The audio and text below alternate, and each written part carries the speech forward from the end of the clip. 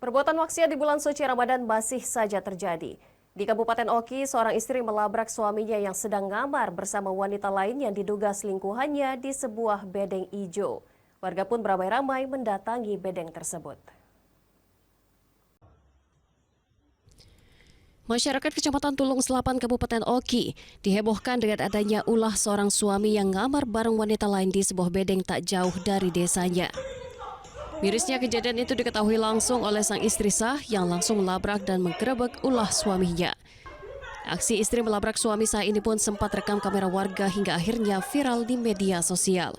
Warga pun langsung beramai-ramai mendatangi bedeng yang diduga dijadikan tempat maksiat di tengah bulan suci Ramadan.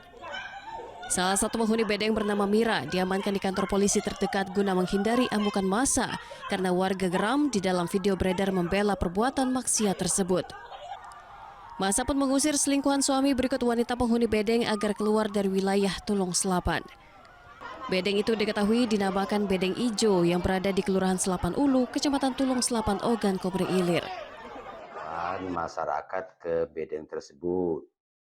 Hal itu dipicu oleh ada masyarakat desa tetangga yang sering datang ke bedeng itu, dan kebetulan yang menyewa bedeng itu adalah orang single parent beserta teman-temannya.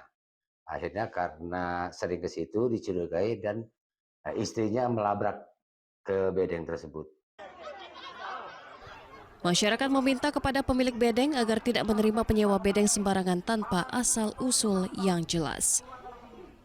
Dari Ogan, Komering Ilir, Fitriadi, iNews melaporkan.